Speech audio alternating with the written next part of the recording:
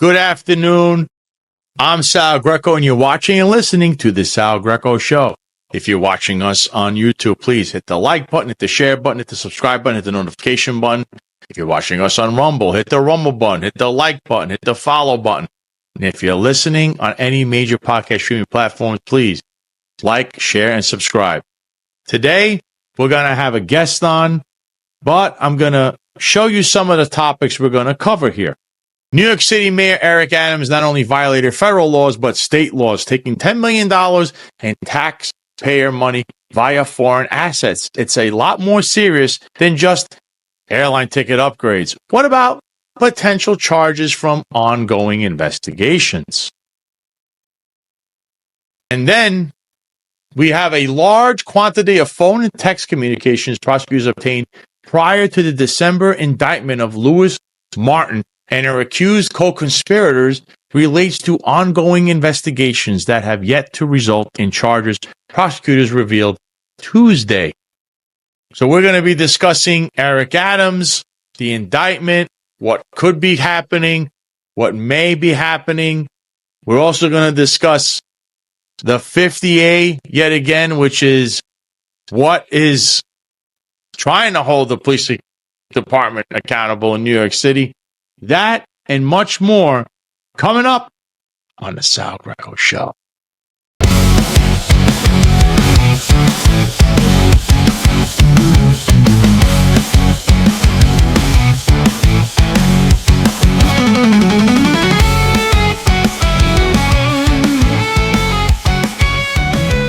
Well, as promised, I have a lot of news to break down with our good friend here. He's the co-host of the Finest Unfiltered podcast, now retired NYPD Lieutenant Eric Dym. Well, Eric, welcome back. How you been? How's everything going for you? It's great. I mean, always a pleasure being with Sal on the Sal Greco Show and, of course, on the Finest Unfiltered channel. Sal wanted me to wear my hat again. Said it was a cool look. I couldn't find it. I searched it all around. I have no idea what it is. And you know how things are. After the show, I know I'm going to find the hat. So... Yeah. There was like almost a request from the fans that they said, we love that hat that Eric was wearing. So I'm just saying, you might have to wear that hat at all times. I got some good feedback, and some people broke my chops.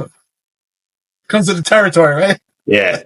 So today we're going to bring some news, and I'm thinking we'll start at our favorite, target. And that's New York City Mayor Eric Dym. And why? Because he's in charge of the city. He's in charge of the New York City Police Department. And we have a slew of things that are going on around him. And also the things that he does have affected the New York City Police Department, which affect people that come to us, also people we know. And we still have an affinity for the place we used to work for because we're watching the entire system. Everything that we knew has been flushed down the toilet here. So I wanted to start with one article, and then I want to jump to another article. But before that, I was going to show you one post, and it's actually by Roger Stone. This comes from Roger Stone, my good buddy. The Trump Justice Department dropping the pending and serious federal charges against New York City Mayor Eric Dym would be politically costly for the president, but end up having no effect given that Adams' indictment on state charges is imminent. Do you agree or you don't agree there, Eric? Oh, outstanding. I mean, listen, this comes from the horse's mouth. And I think it's great that actually Roger Stone comments on it, right? Because Roger Stone got a pardon. So who could speak on it better? Roger Stone himself. And I can tell you right now, he's absolutely right. If these charges get dropped, it doesn't matter. He's still facing potential charges from the state. So at this point, I think that the curtain hasn't been unveiled. I think there's still a lot of superseding indictments that will probably come out. This could be some type of ploy also to drop the charges from the federal court to put Dym on the state level, maybe with some other charges. It may be a tactic. It may be a ploy. But one thing we know, it's a shining star to say that Eric Dym should not be getting a pardon. I mean, especially a preemptive pardon. And I think that would be a major mistake because at this point, there's so much unscrupulous behavior behind closed doors, we have no idea what's really going on with Eric Adams. I think to me, it's sort of like, just like a little taste, right? They gave the first indictment for Eric Adams when it came to this potential bribery case with Turkish, these Turkish elites. And to me, it's just an indication. Like, here's a little teaser, just to see, the snakes that start to rattle, right? Because snakes only rattle to commit suicide. But at this point, Eric Adams, he's got a lot more to face. But I tell you what, he's a hell of a survivor. I don't think anybody else could survive this long as mayor of New York City. But I think he's put on a complete show. He gives a face that everything's okay. He's still laughing and smiling. But to me, I think it's starting to come off artificial. And I think behind that, I think he's starting to get mixed emotions. And I think the walls are crumbling down. I can't believe he made it to the end of the year where he made the finest unfiltered man in the year, actually. I think that was a bet between you and John. I had a bet that he would make it. Who makes it to the end of the year? I think John said he wouldn't. You said he did. Therefore, if he did, you were going to give him the man of the year, and he got man of the year somehow. So going off what you just said, I have one article, and then I'll get your take on it. It came from the city, and it's in regards to the state's prosecution against his former chief advisor, Ingrid Lewis-Martin. So this was from the city NYC, and it's from the Dean of Journalism in New York City, Greg Smith. So this is how it starts. Prosecutors point to wider probe in bribery case against top Adams aide. Reams of evidence provided to lawyers for Ingrid Lewis-Martin and her son revealed the existence of an ongoing probe that goes beyond pending charges. A court hearing Tuesday made clear that the Manhattan District Attorney's investigation of Mayor Eric Adams' former aide, Ingrid Lewis-Martin, encompasses far more than the bribery and money laundering charges she's facing. A large quantity of phone and text communications prosecutors obtained prior to the December indictment of Lewis-Martin and her accused co-conspirators relates to ongoing investigations that have yet to result in charges, prosecutors revealed Tuesday. Lewis-Martin, a longtime associate of Adams and his chief advisor, resigned in December, 4 days before her indictment was unsealed by Manhattan DA Alvin Bragg. Prosecutors charged Lewis-Martin with arranging $100,000 in payments for her son, Glenn Martin II, from two billers in exchange for pressuring city buildings inspectors to back off objections to their developments. All four pled not guilty and denied wrongdoing. Lewis-Martin's association with Adams goes back more than a decade to his time in the state Senate, continuing through his tenure as Brooklyn Borough President and culminating with her appointment to the number 2 spot at City Hall. It's widely known that Lewis-Martin has long been Adams' closest advisor and confidant. Adams faces his own troubles with a pending federal indictment on bribery and campaign finance charges. President Trump has criticized the prosecution of Adams and implied because the case is federal, unlike Lewis-Martin's, he could pardon him. Adams has pled not guilty and denied wrongdoing. In September, Lewis-Martin received a subpoena from Manhattan federal prosecutors, and her phones were seized by the DA when she arrived at JFK International Airport, returning from a Japan vacation with Jesse Hamilton, an Adams associate. The mayor tasked him with handling city leases, and Diana Boutros, a broker for Cushman and Wakefield, who works with the city on those real estate deals. Hamilton and Boutros' phones were also confiscated by the DA. Lewis-Martin also surfaced in the DA's 2023 indictment of Adams' former building commissioner Eric Ulrich, although she was not charged. Prosecutors highlighted her interactions with a Brooklyn tow truck company or Brooklyn tow truck firm owner, prosecutors say, was bribing Ulrich for assistance in obtaining favorable treatment from City Hall. Ulrich and his co-defendants all pled not guilty, and their cases are pending. The existence of an ongoing, broader investigation emerged during a virtual court hearing before Manhattan Supreme Court Justice Daniel Convisor, when defense attorneys complained that the DA, as required, turned over reams of evidence, including phone conversations and texts. In this case, that included material that went well beyond the charges in the December indictment. The DA imposed a restriction barring them from showing this material, even discussing it with their clients, a limitation defense attorneys contested Tuesday. Assistant District Attorney Guy Tardanico argued that Lewis-Martin, Glenn Martin II, and two contractors should not be allowed to see the material about ongoing investigations because the information could wind up being shared with others under investigation. They're proposing that we disclose material related to targets of pending investigation, he said, noting that the material prosecutors have turned over is very specific to ongoing matters, specific to ongoing investigations. Prosecutors often impose attorneys' eyes only restrictions on evidence they turn over to defense attorneys in criminal cases over concerns that the clients could use the material to either warn associates under investigation or to target informants. Kathleen Cassidy, attorney for one of the indicted builders, Raizada Vayed, said that concern could easily be addressed if they all agree that their clients would be explicitly prohibited from sharing the information with anyone, preventing them from telling other targets of the investigation. And Michael Chabella, attorney for Martin, also known by his DJ name Suave Luciano, argued that letting the lawyers at least discuss the other material with their clients allows us to speak with our clients about the breadth of the investigation. Lewis-Martin's attorney, Arthur Aidala, who has in the past represented accused members of organized crime, acknowledged that the prosecutors can have a legitimate reason for keeping certain information, such as the identities of cooperating witnesses from criminal defendants.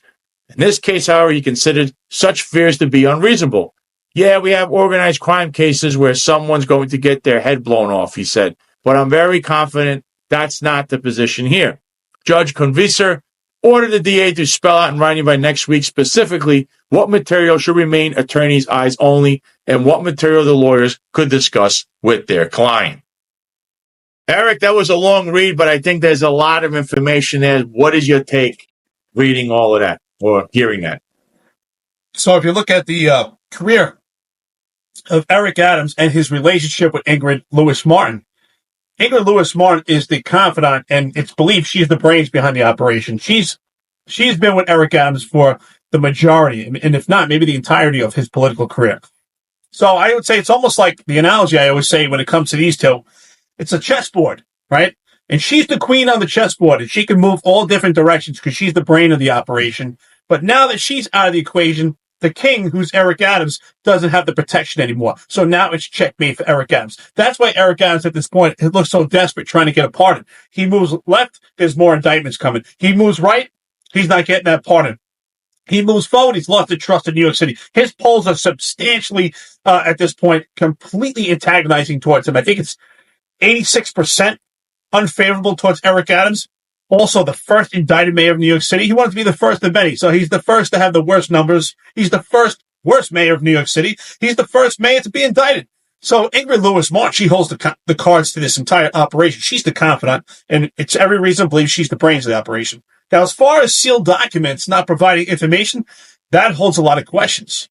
And everyone should be alarmed by that because Arthur Aidala is accurate in that assessment that, yes, it's necessary to protect potential witnesses from mob-type mentality, right? Organized crime. And Eric Adams, to our knowledge, is not part of organized crime, but he is part of a criminal enterprise, and that's his cohorts, and that's his administration that he's appointed. Timothy Pearson, Philip Banks, all these nefarious characters have every reason to believe have some type of mob mentality. I mean, they all claim to be thugs from the street, and they're acting like thugs when they're in the administration of New York City. So, to me, it's definitely a red flag. It's indicative. We don't know what's behind those sealed documents, but to our knowledge and our experience, and Sal, you know it, usually that's protecting witnesses. So why would this case be any different? So to me, that's another red flag why Eric Adams should definitely not get a pardon, and especially a preemptive pardon in his case. He's an epic fail, ineffective. If we put aside all this corruption, he's still ineffective in that mayor. This is just a cherry on top. But there should be no threshold for corruption in New York City, especially New York City. The eyes of the entire country focus on New York City politics and New York City news. Well, Eric, I also want to point something else out because, what it is attesting to here is that it's saying they're afraid that they're going to go find, the other witnesses or whatever. They're going to try to disrupt the investigations. Now, we do know one thing.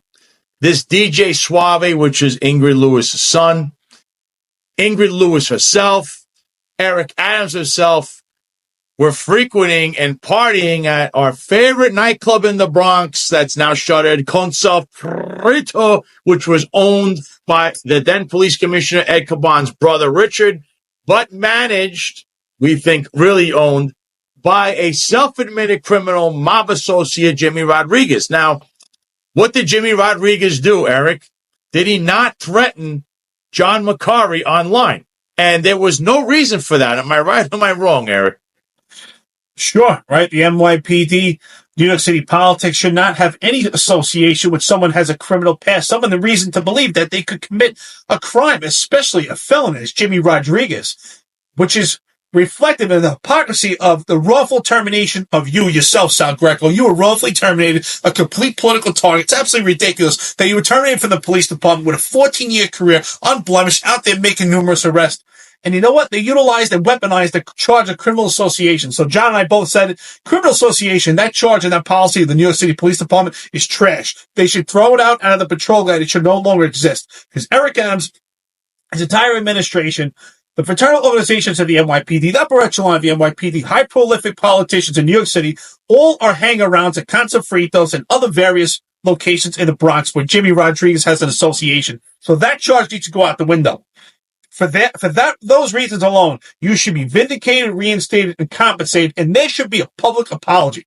I'm telling you right now, there has to be a public apology to Sal Greco because you were wrongfully terminated. But yet, you know what's interesting about that, Sal? Now that Eric Adams is Blue MAGA, and I call him Blue MAGA. Pre-MAGA Eric, but I call him Blue MAGA. He's still blue. If you were employed by the NYPD right now, you would be his best friend. Your ties to Roger Stone, which ultimately ties to Donald Trump, you would be Eric Adams' best friend at this point. But that's who Eric Adams is. We have no idea what he's for or what he's against. But one thing we know who he's for Eric. Eric is for Eric. I would say that many people do agree with you. But in furtherance of the point I was actually making here, since we know that there was this episode where they did send a mob associate to threaten you and John Macari, and we know that they used other people in the New York City Police Department to do the very same thing that Jimmy Rodriguez did, and also people that were active. There is a history here of people in the Eric Adams administration and his inner circle that would send people to threaten people that they deem are a threat to them via, like you, via your podcast, via what you say on social media. Therefore, the prosecutors here have absolutely a legitimate excuse to say, you cannot see this because your prior history with the cronies around you are to go and threaten people that pose a threat to you by having a podcast or postings on social media. So what would you do to someone who's a witness, a potential witness against you in a criminal case? What do you think about that, Eric? Well, let me get into that. I'm glad that you asked about that, right? So, there's a lot of information going on. So many layers to peel back. But John Macari, my co-host and partner on New York's Finest Return Filter podcast, had no knowledge and no association with Jimmy Rodriguez. We spoke about Jimmy Rodriguez when we did a roundtable discussion with you yourself, Sal Greco, on the show. We talked about the hypocrisy at Consa Fritos, the nefarious characters that are there, the NYPD fraternal organizations having Christmas parties, all kinds of functions. Everyone's hanging around at Consa Fritos where Jimmy Rodriguez has a record himself. And we've even played a video reflective of a mobster that talks about his relationship with Jimmy Rodriguez. Is this someone that the NYPD should be hanging around? Absolutely not. And that's something we just spoke about. And sure enough, shortly thereafter, John is contacted by Jimmy Rodriguez on social media and starting to be inquisitive and basically threatening him, right? Underlining threats. And we knew right away. So where did this come from? At the time, former police commissioner Ed Caban was the commissioner. He's in charge. Every reason to believe that it was from Ed Caban and also Jimmy Rodriguez to attack John Macari. And for me, I said at this point, it's interesting, right? He just came after John. He didn't come after me. And he didn't come after you, Sal. And I said, you know what? I think the reason why they're coming after John is because, one, they wanted this podcast shut down, right? But I think ultimately they wanted to come after John also because John was extremely vocal about the vaccine mandate. And they knew at some point he would have an attorney on his side and have legitimize a lawsuit and have a lot of people behind him. There's a lot of organizations that are behind John when it comes to that. So to me, that was another way not only to suppress the podcast, but really to suppress John with this potential lawsuit. So I think it was kind of like a 2-for-1 deal. There's no doubt in my mind, right? It's apparent, and based on the evidence and based on my observations, that came from the police department. It came from the upper echelon of the police department. And in retrospect, there's no reason to trust the upper echelon, because John and I were both threatened. Our kids were threatened by a fake moniker known as All Cops Are Woke, which a member of the service is behind that. At the same time, simultaneously getting attacks by Jimmy Rodriguez. We made a complaint to Internal Affairs Bureau, and that case went nowhere. It wasn't even classified as a corruption criminal case. It was classified as misconduct. So we've been stonewalled, and our threats were not taken legitimate, and that was under Internal Affairs, and it continues under Jessica Tisch, the new police commissioner. And that is why I state the prosecution's case, why there shouldn't be any information exchange.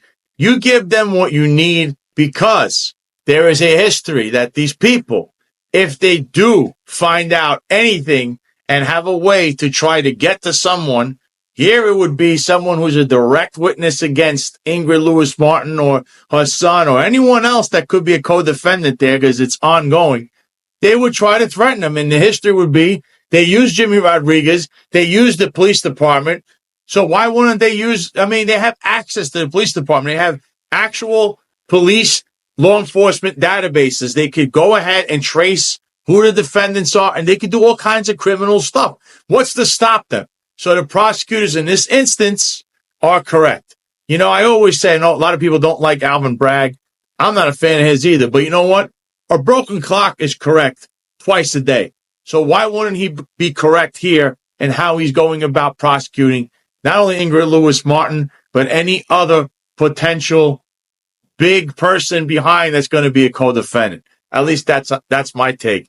But speaking of this, I would like to show you another article, and it was written by Nick Ackerman, who used to be a prosecutor for the Southern District of New York, and it was written in the Daily News. So it says, Manhattan DA Alvin Bragg must indict Eric Adams.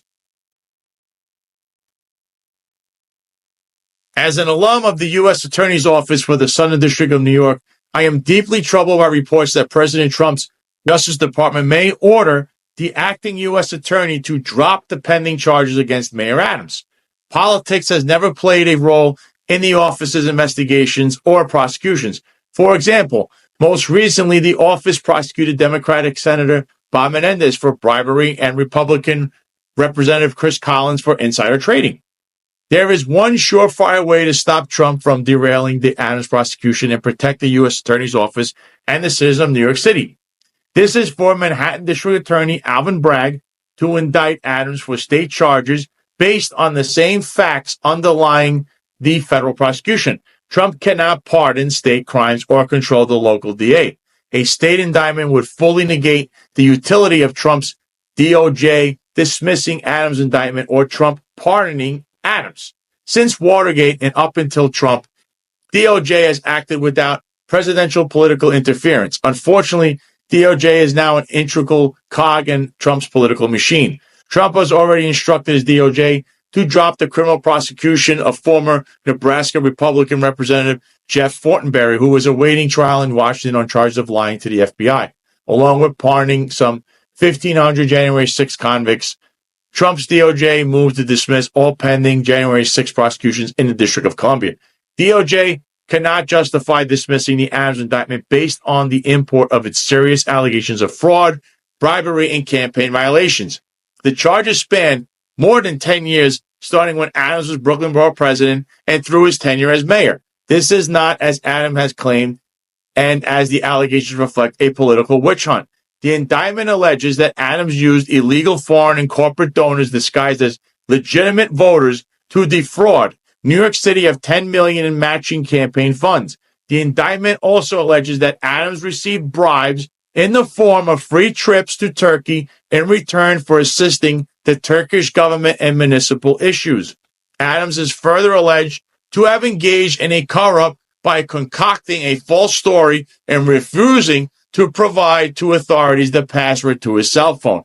The case against Adams also appears to be supported by overwhelming evidence. The indictment references individuals who are likely trial witnesses in numerous emails and text messages, all of which will form the government's trial evidence. The press has also reported Adams staffers who have been the targets of federal search warrants. His former liaison to the Turkish community, Rana Abasova, is reported to be cooperating with the U.S. Attorney's Office.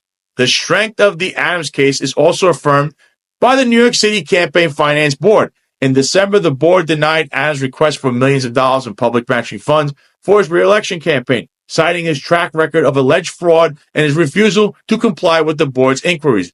The national importance of this prosecution cannot be overemphasized. Adams' indictment must be viewed in the context of foreign countries trying to influence U.S. politics. For example, the Adams indictment alleges that one Turkish donor believed he was investing in a future U.S. president. Adams is not the only politician who has been charged with accepting bribes from a foreign country. Menendez was just sentenced to 11 years for accepting gold bars and cash from Egypt. In May last year, Texas Congressman Henry Cuellar was indicted for accepting $600,000 in bribes for agreeing to influence U.S. foreign policy in favor of the government of Azerbaijan. It is not unusual for the U.S. Attorney's Office and the Manhattan DA's office to cooperate and indict on the same manner. Indeed, during the Bill de Blasio mayoral administration, Adams' predecessor, both offices jointly investigated possible corruption. Here, the investigation that resulted in this indictment was a joint effort between the U.S. Attorney's Office and the New York City Department of Investigation. DOI Commissioner Jocelyn Schrauber, an Adams appointee and a former assistant U.S. attorney in New York, appeared alongside U.S. Attorney Damian Williams when he publicly announced the Adams charges. He should not overlook the power of the Manhattan District Attorney as a weapon against Trump's corrupt goal of freeing Adams from facing justice. Trump's ability to dismiss or pardon Adams' federal crimes would become an exercise in futility as the result of an indictment against Adams from the Manhattan DA for New York State crimes. And of course, Ackerman was formerly an assistant special Watergate prosecutor and an assistant U.S. attorney for the Southern District of New York. I'm just going to say this. I don't agree with every little thing that was written there because there's a lot of conjecture, political. I could tell Ackerman is not a fan of President Trump, and he does mention pardoning the January 6th. I call them, hostages, so I agreed with doing that. I don't know why he's against that.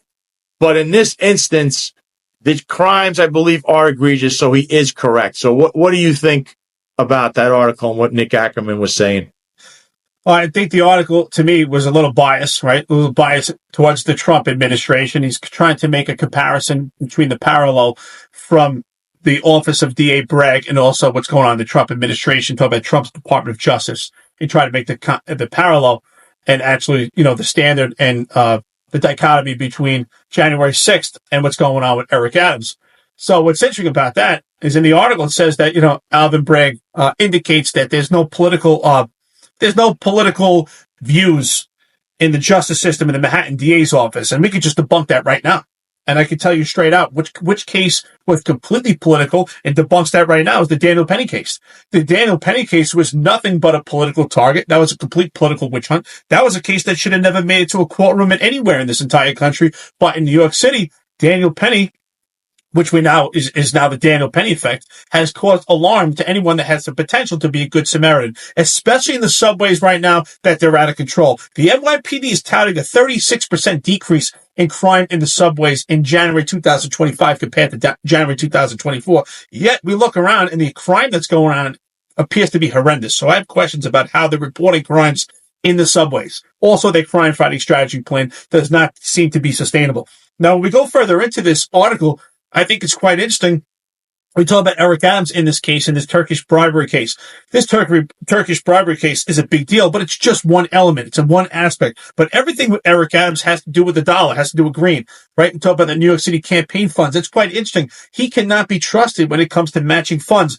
And it's also been unscrupulous behavior that's been under suspicion his entire political career. His entire political career, he has been under suspicion. So this is nothing new. The only difference now, for some reason, the justice system has been ready to actually move forward with charges. And to me, that only because there's a potential RICO case going on with Eric Adams and also his constituents, along with this egregious amount of nepotism in this administration. So I think at this point, that's why. So if the charges do get dropped federally, headed for a state case, that's really going to be the litmus test.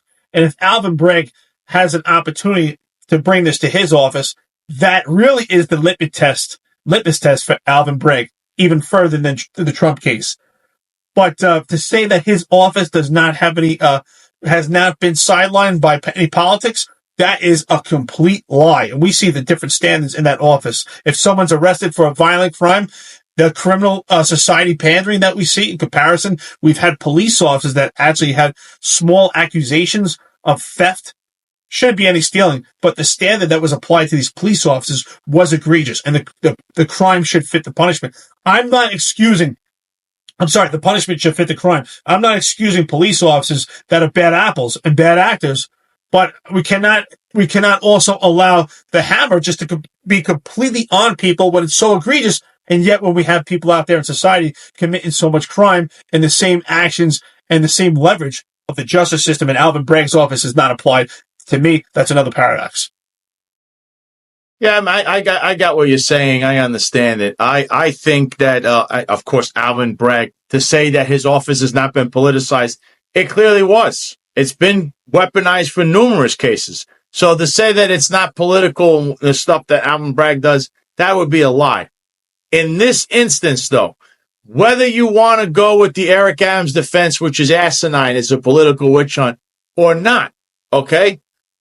The point here is, was a crime committed here? The answer is going to be yes. And it is egregious because it's over a 10-year span.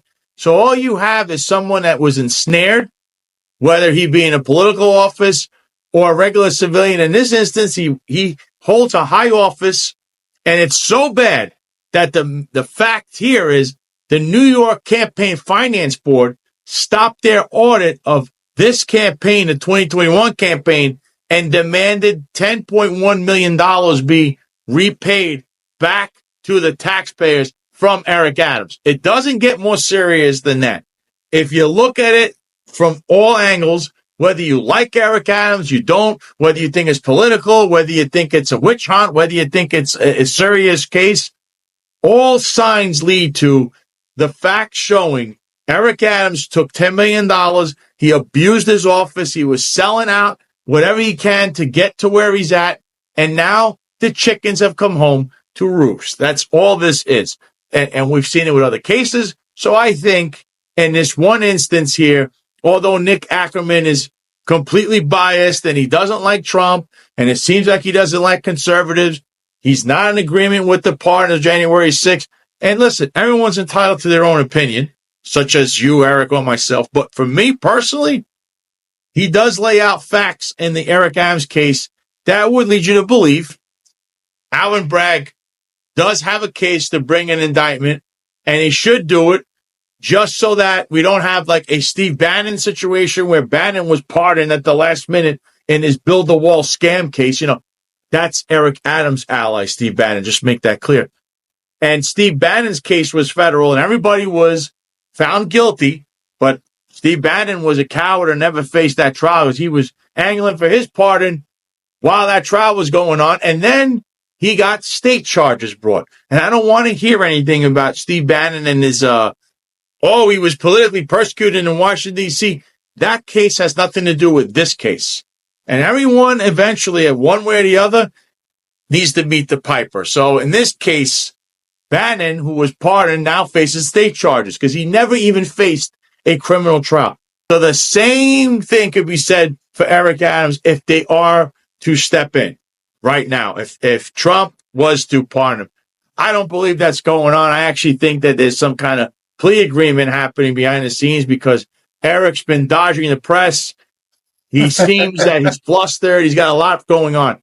I mean, that's my take. I don't know what you think, Eric. Sal, I think you make some great, valid points. I do think that's why I say this could be the ultimate litmus test. At this point, I think Eric Adams is like in political purgatory, right? Because he's ousted by the Democrats, not because he claims the Democrats ousted him. He ousted the Democrats because no longer is he pre-indictment Eric. He's blue MAGA. So he put himself in political purgatory. So it would make sense for Alvin Bragg to actually go forward with an indictment because he's on the outs with the Democrats right now. So, I mean, that office is completely politicized, but there's no doubt in my mind that Eric Adams is completely guilty of these charges. You know, I saw the indictment. These allegations are pretty strong for allegations. I mean, if this was just in a civil trial, you would say, based on the indictment, that the preponderance of evidence was met just on that alone. And what's the preponderance of evidence? 51% chance you did it, 49% chance you did it. So just looking at that alone, to me, this is like the OJ case. Like, everybody knows he did it, but everyone's afraid to say he did. But he did, right? So there's no doubt about it. I do believe that there will be superseding indictments. There's no doubt about it. I don't think he should get some type of pardon. I think that he should face the charges. And if Eric Adams is accurate in what he says, that, hey, he tells people to follow law because he follows the law, then he should want this to play out in court and say, hey, I want my day in court and I want to show the world that I'm innocent. But that's not what he's saying.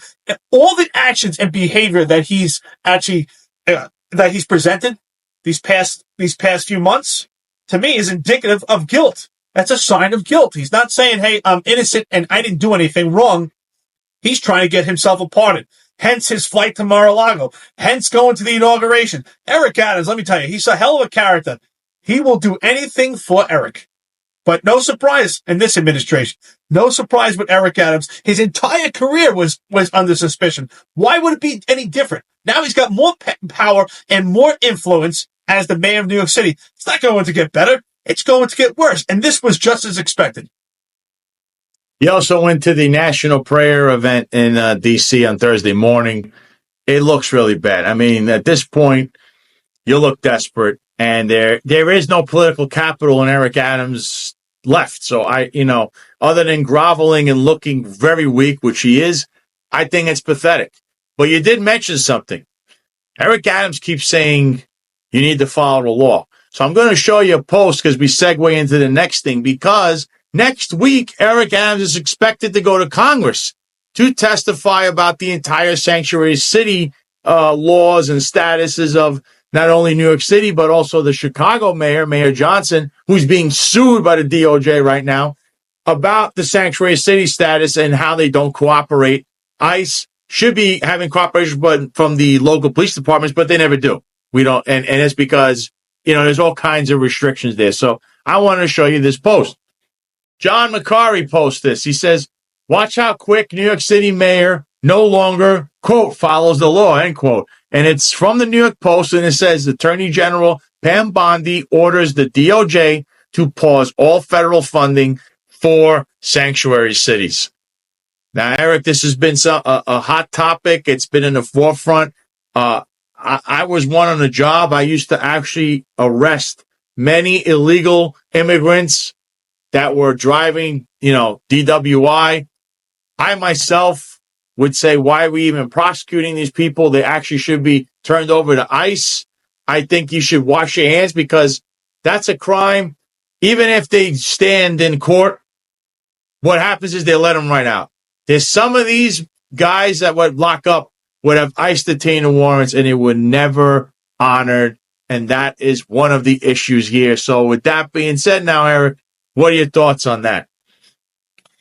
Well, there's no doubt in my mind. I actually put a post out. Shout out to John McCarry for awesome post on that. I seen that post, of course, my co-host and partner. I had said stop the green, and we get to see what lies in between. And basically what that means is once we stop the funding, then we'll really see the true Eric Adams, even as he's blue MAGA, how the sanctuary city plays out. And we're seeing it right now. We're seeing it not through Eric Adams. We're seeing it through Jessica Tisch, the new police commissioner of the NYPD, because she has now put the NYPD at odds with ICE. And it's absolutely ridiculous for her memorandum to come out to the police department, Operations Order 4, if anyone has an opportunity to see it.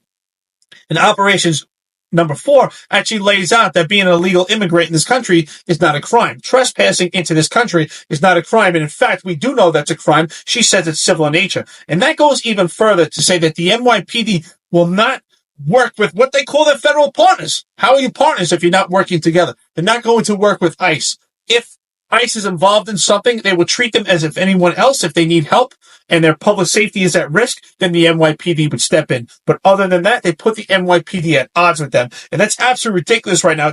It's reckless and irresponsible when we have the stem and the spread of Tren de Aragua, not just in New York City, throughout this entire country, which is a gang that stems from several countries in South America. It's a gang that's spread throughout the entire country. And that gang has $15 million. And since my last research on it, I'm sure they probably have more money now.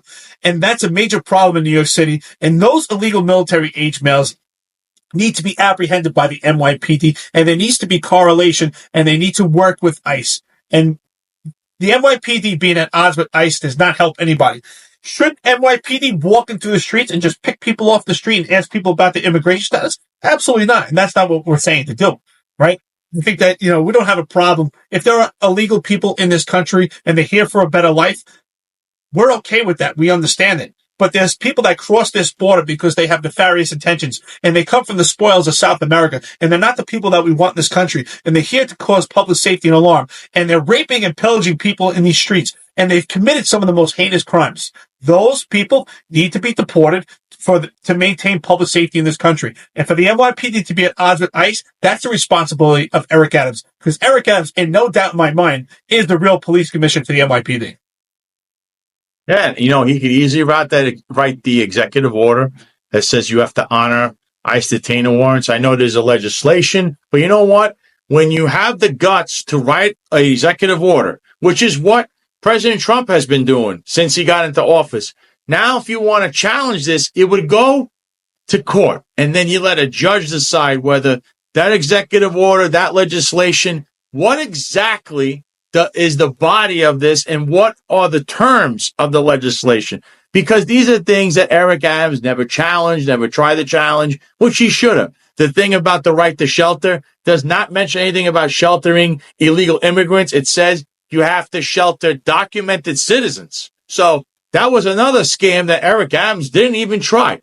No one's ever challenged that ruling from 40 or 50 years ago. It's so simple, but he doesn't have the guts to do it because he's feckless. He is the guy that just likes to roam around, hang out at the nightclubs.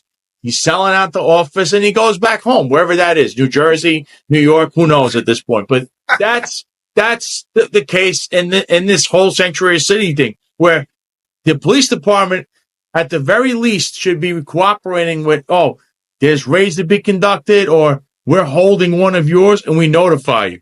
Oh, you're right. I don't agree with I lock someone up and I'm calling ICE. But I did want to call ICE for the detainer warrants. Obviously, if I lock someone up, even if the immigration status, whatever it was, they go to trial, they go to court, and if they get convicted afterwards, then you will get deported. That's how that works.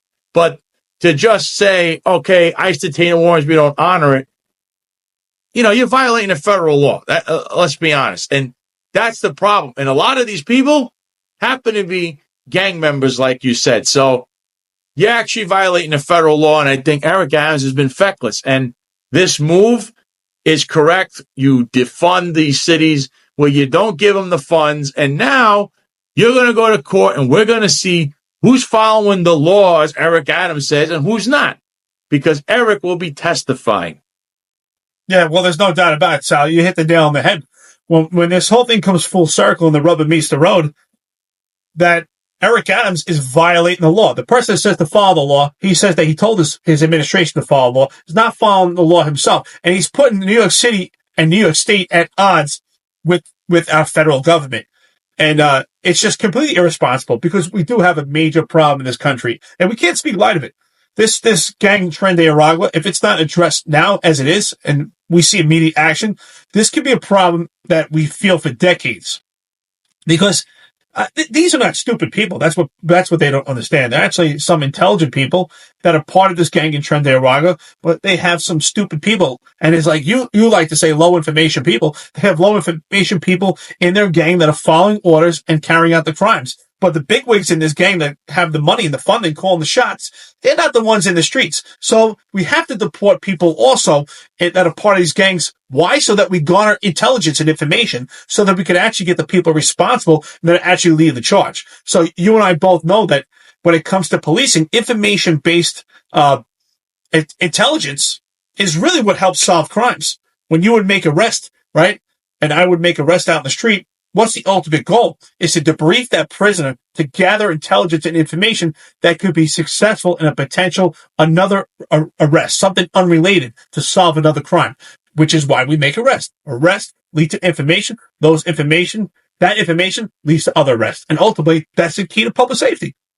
So we're lacking the communication between the NYPD and ICE. That's a major problem. That's a barrier that's now been created. Instead of opening doors for the NYPD and ICE, we've now built walls and we're closing off that information and communication. That to me is completely irresponsible, and that allows way too much politics that have interjected and infected public safety. That's the bottom line, right? We're allowing politics to interject and affect public safety. We're using political ideology instead of common sense. Common sense would say, let's have the NYPD at the local level, who has the information of what's going on in the streets, to coordinate and communicate with ICE, right? Again, I don't want them just dragging people off the street. And that's a lie. They try to want to put that information out to the public that Trump, under the Trump administration, that we have basically like stormtroopers going through the streets, picking people off the streets. That's not the case at all. That's not the case. We're looking for people that are just completely vital to the public safety of this nation, especially in New York City. Especially, where are these most illegals going to head to that are looking to commit crime? New York City. Where are you going to make the money? New York City. So there's no doubt in my mind. Yeah, and like I said, there's a lot of politics at play here, and I always say you never play politics with public safety. When it comes to this, there's a lot of misinformation. It works on low information people and voters. It definitely does. They actually believe that there's stormtroopers out there, rounding illegal immigrants up, and we don't even know who's an illegal immigrant. So that's not what's happening. What's happening is the violent migrant gangs that have infected this country and spread the migrant crime wave that you've seen are now being caught and rounded up. And instead of going to court or to trial, a lot of these people have ICE detainer warrants. They've been wanted. They've already been convicted of things. And that's where the problem lies. Those people need to be picked off and brought back to their country. New York City makes you believe the way they speak there, especially politicians. Oh, they're rounding people up. The Trump administration, they're going to come to your door. We're going to knock like it's like Nazi Germany or something. That's completely false. And that's where you have to go from being low information to being informed. That's what they're really banking on, because they have a Democrat Party here that, like, I don't know what to say. Their values, integrity, much of it is in the toilet. Not all the voters, but some of them are low information. So that is the problem with that. So I wanted to segue into the next topic, which is a post by our good friend Reza Chowdhury. Reza Chowdhury says here, who should be investigated for this? And we have a chart here. It says New York City Department of Homeless Services budget by fiscal year. Now, look at how much is being there. He's seeing 200 million, that was the low on this chart. And you see that Giuliani, it was high, then it steadied, and it rose with Bloomberg, and the chart starts to go really skyrocketing under de Blasio. And now $4 billion by Eric Adams. It's gone from, he took over at 6 or 8 billion to $4 billion a year. Department of Homeless Service budget for the fiscal year. Eric, what are your thoughts on seeing something like that? Well, so much for right to shelter. Excuse me. So much for right to shelter, right? We talk about it all the time. So much for helping out the veterans, and so much for actually helping out the homeless. Where's this money going? We all know the money is going to these migrant shelters, which are hotels, right? Which is private contracts connected to it. So the question is who's on the receiving end of these private contracts?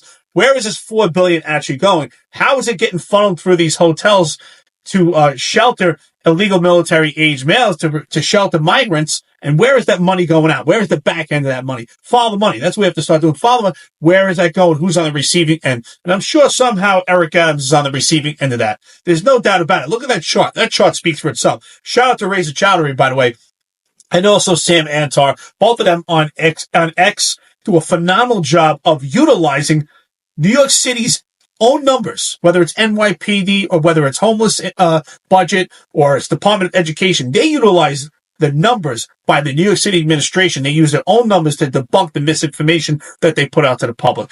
That, to me, is completely irresponsible. I don't even know what the percentage increase of that is. I got to figure that out. But 6 to 8 million to 4 billion, that's astronomical. It started at 200 million in 1995 under Rudy Giuliani, and today it's 4 billion. I'm sorry, I think it was 6 billion under Mayor Eric Adams. And the budget blew up in almost, 3.5 years, $4 billion for it. Mind you, the transit scam that's going on where they're locking up homeless people in the transit system for number, quota, reasons so that they show that they've locked all of them up. Meanwhile, these people are being arrested for, laying out on 2 seats or whatever it is. Now, some of them might be crazy. Some of them might be criminals. But the people that we're seeing that are leaving the transit district, which are, well, I'll give you 2 right off the bat. Transit District 20 and Transit District 32. Those are homeless people that you'll see there all the time. They have problems, and their problems are being compounded by being arrested. And guess what? They're all declined prosecutions. Am I not right, Eric? I mean, you read the same thing. I put that out. You have the same information as me. What do you think about that? That's their answer to homeless people. Let's arrest them. Well, there's no doubt in my mind, right? That's been the tactic. And I get the information from anonymous sources on a daily basis from cops, credible sources. Obviously, I'm not going to put out their names, and neither was you, Sal. But they're saying the same thing. The directive from the police department has been to make mass arrests in transit. And they're arresting these homeless people. So they're not providing them aid. I don't think we should be arresting these homeless people. I have no issue with involuntarily removing homeless people that might be a threat to others and a threat to themselves. But most of those people need mental health options. And it's interesting coming from the Eric Adams administration where we heard we shouldn't be arresting ourselves out of every situation. We had vending machines for narcotics. We're supposed to have social services for mentally ill. But now we're making arrests. Now we're making arrests because we need to make sure to keep these numbers at bay because we need the perception management, as Marlon Bethel says.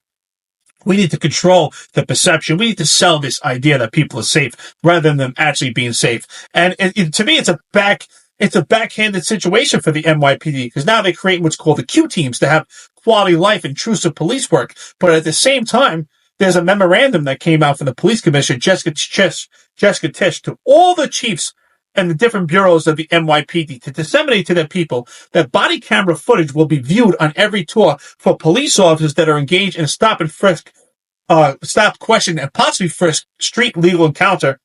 And if those encounters are not properly done and the body camera is not put on immediately as they're conducting these operations, that the supervisors will be held responsible to impose discipline. So with no support from the unions and an overzealous civilian complaint review board and potential civil litigation, we're sending out police officers to do intrusive police work, but at the same token, if they don't do it properly, they're going to get immediate discipline. And these are police officers that don't have the training to do intrusive police work. Because Sal, you're off the job. I'm off the job. John's off the job. Marlon's off the job. Many others that have, that were trained under intrusive and broken windows policing, they're gone. Who's teaching these guys how to do this type of police work? So you know what? It's completely reckless and it's irresponsible. And it's also going to cost the city millions of dollars in litigation, which is another issue. And you're going to cost young officers or officers that have a couple of years on the job. They're going to have their records exposed in 50A. People are going to run up to them. And here's another thing. I mean, I know you're not a proponent of 50A. I am. I just don't think it's right that you're right. I don't think a civilian should be able to go up with their cell phone in an officer's face and start saying, you have all these, dismissals and you had a discipline case in 1999, that kind of stuff. You should go to jail for. You shouldn't be in anyone's face with the cell phone. But in New York City, they're allowed to do that. Now, in retrospect, though, now, if you look at how we do things in South Florida, you do that very instant you do that same incident to a cop here in South Florida, you will be on the pavement and you'll be arrested because it's against the law to do that. There should be legislation saying you cannot run up to somebody's face with a cell phone and start screaming about their 58. That is not what I'm for. What I'm saying is that 58 reveals a lot of stuff that the NYPD, who is probably behind Eric Adams, the least transparent organization in all of New York City, they don't want to reveal officers' records. Why? Because it could be used in litigation. It could be used against the New York City Police Department because they have people through cronyism and nepotism that they let get away with things like this Brian Mahone character. There's somebody up top that's protecting this guy. I don't know who. We may find out. I don't know. I know that his cases are being handled differently, the way it was handled by Police Commissioner Sewell and then Caban. And now you're seeing, well, now he's in trouble again. He's been in trouble like virtually his whole career almost. So why is it that the 58, which I'm a believer in it, but I just don't think you should run up on an officer and do that. So I don't know what your feelings are on that, but that in this instance could also be used in the transit system because I know there's a bunch of psychopaths in there, but I think knowing who you're dealing with shows not only sometimes the integrity of the officer. I understand people like you did have you have a long history because people sued you, all this crazy stuff. And that's why I say not every officer is bad because that's not the fact. That doesn't determine an officer, but you will see that the problem childs have a history, and it's a history of they never correct it.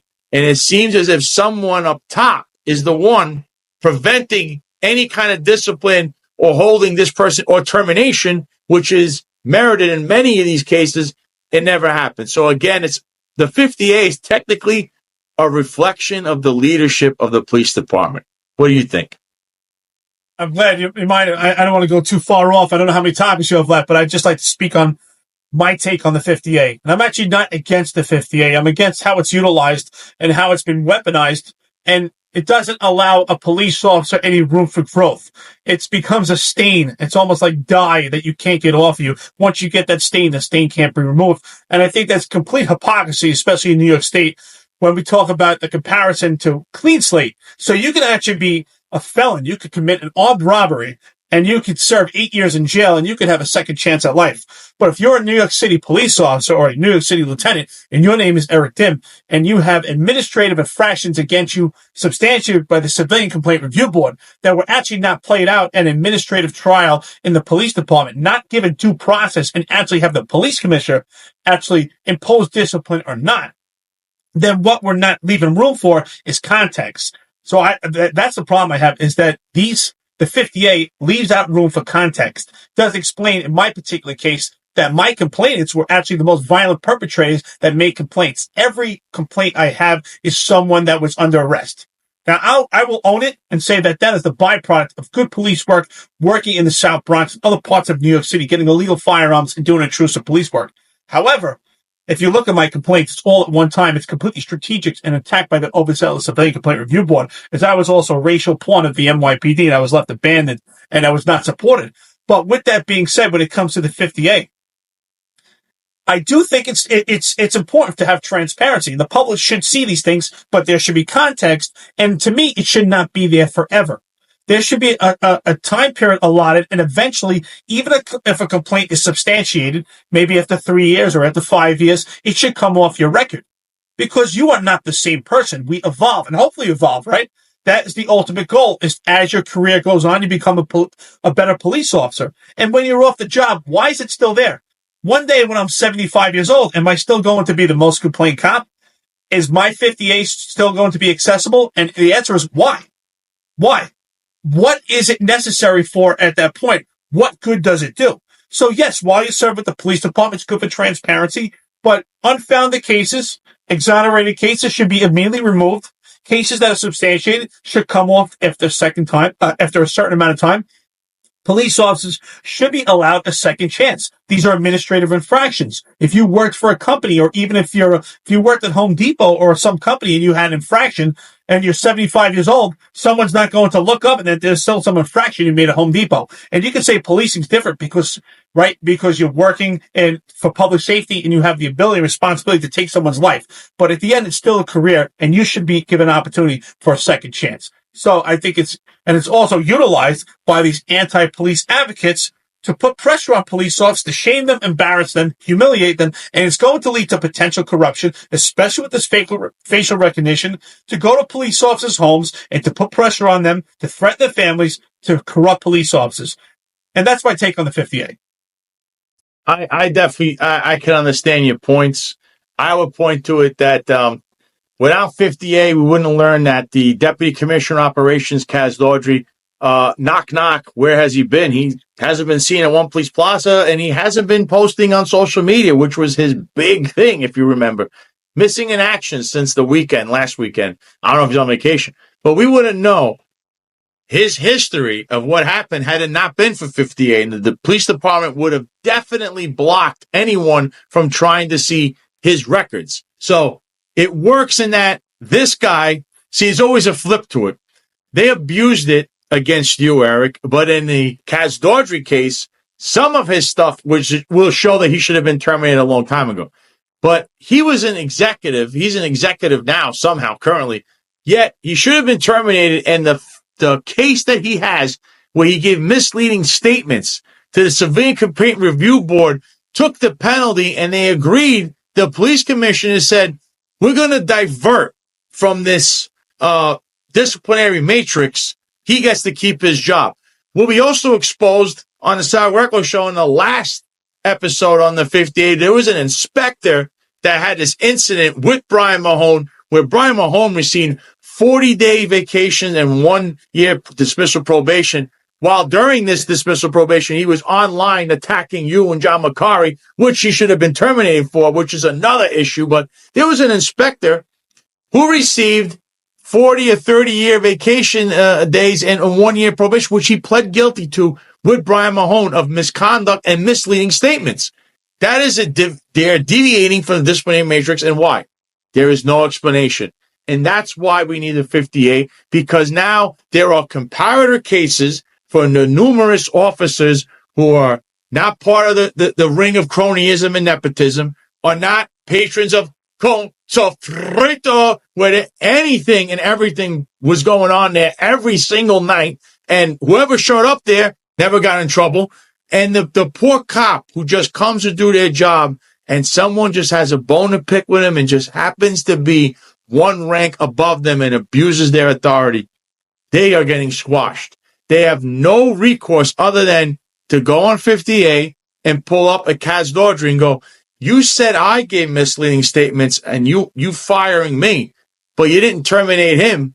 So why did you deviate? And this is something that Keyshawn Sewell will be atoning for in her future deposition in my own case. Remember, she's the one that said Kaz Daughtry shouldn't be terminated. Yet, how? You gave a misleading statement. So why did you deviate from that disciplinary matrix?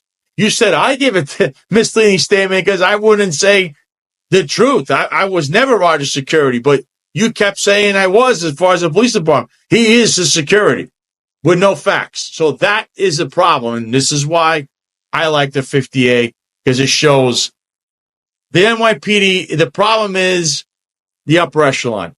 Who's in charge? The leadership. And it shows and reflects back on them, because we'll see that certain officers, they get away with things. See, Eric, if you would have continued your career, they would have destroyed you. You were going to get terminated. You would have been terminated versus Kaz Daughtry, because you didn't give any misleading statements, but he did. So why is he continuing on in his career? And he got promoted, so he's actually being rewarded for being basically a perjurer, a liar, and a guy who should have never had a career in the NYPD. So that's what I want to point out with the 50, and I thought nothing better than to discuss it with a guy who has been, much maligned over doing his job. And your 50A will, to this day, it's still up there. Anyone can check it out. But I want people to check out the context of things, because Eric's 50A versus the 50A of Kaz Daughtry. Kaz Daughtry, remember, skipped 7 ranks. He's in charge, and his behavior has continued. The same pattern of behavior has continued, and it's cost the New York City taxpayer money in litigation, versus Eric, which was all combined into one thing in one moment where it was all because of the riots.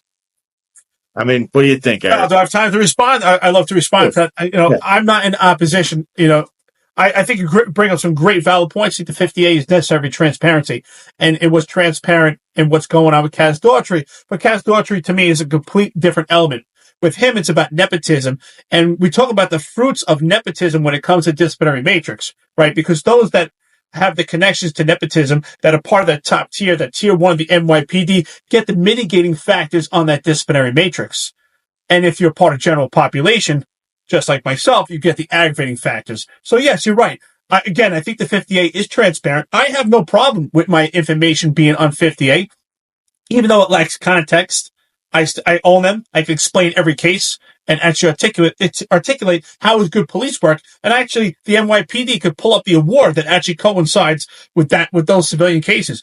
But what I can tell you is this: if you're found guilty, at some point they should come off your record. If we're saying that this person has a substantiated complaint, but they're capable to carry a firearm and work for another 5 years in the police department and make arrests and do police work, why is that still on their record? We're saying they're good enough to do police work, but we have a stain that's on their record. How can they grow? How can we expect them to develop and to get better? Isn't that the whole point of discipline and CCRBs, so that someone is disciplined to make them better? How can they get better if that stain is there forever? That's my argument with it. I'm not against it. I believe in transparency. I believe in honesty. I say it all the time. You're a police officer. You have an extreme amount of responsibility, accountability. You have an extreme amount of power that most people don't have. You could work in a precinct, walk across the street, get a cup of coffee, and God forbid you're involved in a gun battle to save someone's life. So yes, we have to be accountable and responsible and to be able to explain that. But we should be treated fair and get due process just as everyone else. And like if anyone is to judge someone, because a lot of people have done that to Eric, and this goes for a lot. This goes in the country. We're not just going to say New York City. This goes for anyone, any officer, anywhere. You could be Los Angeles, Chicago, Miami, Austin, Texas, wherever it is that you are. This happens every day in a police department. But again, it's the same structure, what I'm saying. Because the argument it always reflects on who's in charge up top. And many people that have ties back to these people, whether it be a crony or nepotism, they will get away with stuff that you go, no way. But they do get away with it. And they have gotten away with it. And that's cost the taxpayers millions of dollars on top of it. Versus minor infractions or frame jobs. And they'll do that too, the frame job. But I want to point out, this has been such a good tool. And I think it's overlooked. And it's that now I think this has been going on for many decades. But because now through social media, and then some of social media, some of these guys have to blame themselves because they just can't stop being self-impressed, taking pictures and videos and telling you what they're doing, whether they're on duty, off duty, things that we never saw before. So it's with the invention of social media, with the way this has gone, and now the transparency that now the records are being shown. If you have nothing to hide, you show your record. Be transparent. And my argument always has been that the New York City Police Department is not transparent. That's what it boils down to. So I want to show you another topic before we go, even though we've blown past the hour, and it's always riveting with Eric on because there's so much to talk about in so little time. But all of this stuff makes sense. We're just trying to make sense with everything. Here's a post again from our friend Sam Antar on X.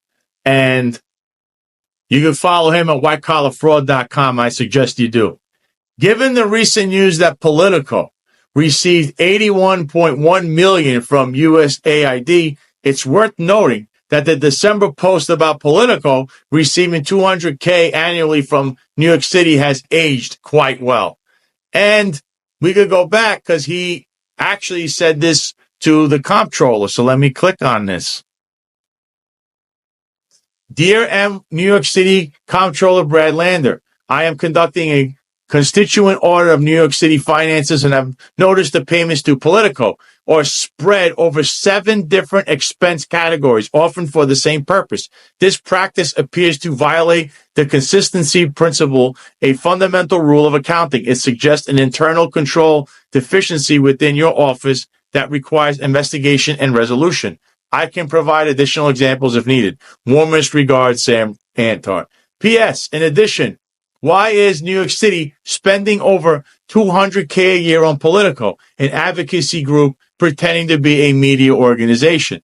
And you could see right there on the books, and it says it right there on the top, $225,000 for books, and I mean, he listen, he spells it out right here, and you can see it says Politico, pro service, subscription.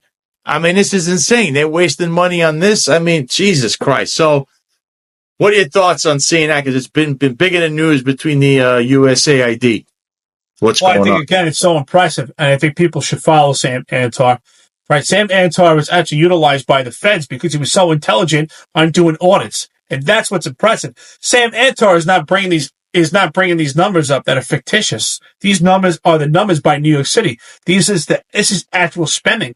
So he actually gives the truth and gives the correct information. There's no gaslighting when it comes to Sam Antar's information. And we see the epic fail by Brand Lander, right? The comptroller, complete misuse of money. At the same token, it's a great indication. I'm so glad that Sam Antar has sounded the horn on the failures of Brad Lander, because we don't want him to have an opportunity to become mayor. Absolutely not. We cannot have a threshold for corruption and have Eric Adams and then move into a complete bumbling idiot that has no idea how to handle money and just totally ripped apart the pension systems in New York City. So again, Sam Antar, shout out. He does a great job with numbers, and he utilizes the own numbers of a particular organization, such as the NYPD, or in this case, New York City funding. Sam Antar does a hell of a job and just shows the errors, the mishaps, and it all appears to be intentional. 225,000. That's not a coincidence. Exactly. And it looks strange, right? Where's this stuff going? What are they purchasing here, right? It's not even a media organization. It's an advocacy group. And who are they advocating for, right? What do you think, Sal? I think it's ridiculous. But Sam does a hell of a job. I'll tell you something. Politico over the years has been very critical and if not defamatory towards President Trump and many in his administration. And it led to many things that occurred in the prior presidency of President Trump in his 4 years, and then the 4 years trying to cover up President Joe Biden and the mess that he created with his administration. And now you're finding out that who's funding all of that? The taxpayer. That is disgraceful. And I don't know what New York City is even thinking about doing there and what's going on. I think, kudos to Sam Antar, who should be touted because a lot of people say this, but he's America's favorite convicted felon. How about that? Because everyone says, oh, well, he's a criminal. You know what? I wish criminals were as smart as him, because these are the kind of guys that should actually be working for the government.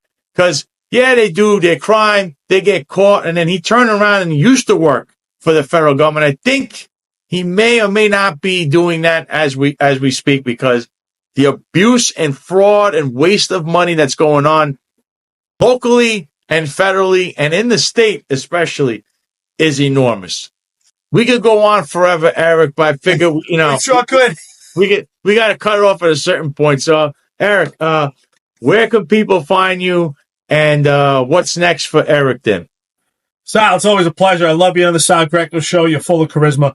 Find me, Eric Dym Cop, on X, Instagram, and find myself and John McCary, New York's Finest Retired Unfiltered Podcast, YouTube, Spotify, Amazon, Apple. Live on X, live on YouTube, Monday through Friday, 8:05 live Eastern Time. And for me, 5:05 on the Pacific Coast right now. What's next? We're building right now. We're building a media channel right now. It's John and myself have our own show. Sal Greco has a show, and we're working on some things, really building up this channel and really giving real police perspective out there. Sal, you do a hell of a job. The way that you put the spin on police work and also your knowledge of politics, I really appreciate it. Thanks for always having me here and giving my perspective. I'm enjoying it, man. I'm enjoying retirement. It's been great. I'm RVing in life, traveling, do jujitsu, get to chat with you, good friend, John McCary, Maul and Bethel, many others. So I appreciate it. Thank you so much. I do, and I really respect your opinion and your analysis, because on this show and on a Finest Unfiltered, I say this all the time. We do the shows fact-based analysis. We don't just say we're rummaging through our head and say, oh, these are all fact-based analysis. There's documents, court documents, articles, numbers, charts, graphs. None of this we come on here and say, I don't feel. It's not based on feelings. It's based on facts. And we're just giving an opinion, whether, the New York City Police Department head honchos like it or not, apparently. Oh, one last thing before we go, Eric. Super Bowl prediction.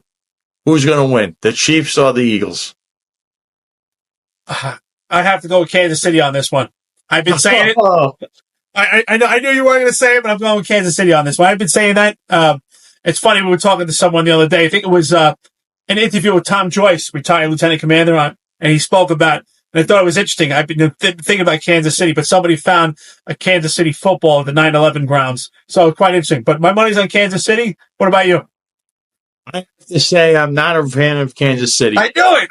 Therefore, and as much as I'm not a fan of the Eagles, even though I like Philadelphia, I'm going to go with Philly because the hatred for certain people, especially someone on the Kansas City Chiefs, and how they parade around this guy. And also the fact that if you watch their games, I believe that the referees are trying to rig it for them. Therefore, I hope the Eagles win on Sunday. I have no money on the game. I'm one of these guys that bets, but hopefully the Eagles win and end this little NFL created dynasty. This isn't the Cowboys of the 90s or the Steelers of the 80s and 70s. This is kind of fabricated, folks. Watch the games. You'll see that the referee will call something. It has to be done because it's the Chiefs. It appears that way. And what do we always say on this show? The appearance of impropriety usually leads to other things that we've always pointed out. It doesn't matter where it is in life, politics, law enforcement, even sports. When you see the appearance of impropriety, there's something you're always there. It's always got to be something there. So this has been another edition of Sal Greco Show. Thanks for tuning in. Like I said before, if you can, click the like button, the share button, the subscribe button, notification button on YouTube, on Rumble. Hit the Rumble button, the follow button, the like button. And if you're listening on any major podcast streaming platforms, please like, share, and subscribe. Do the same for the Sal Greco Show channel. So that channel, I got clips that go up on there. And folks, have a good weekend. Have a good Super Bowl weekend. And we'll be right back at you next week with more informative news. Until then, enjoy the next couple of days.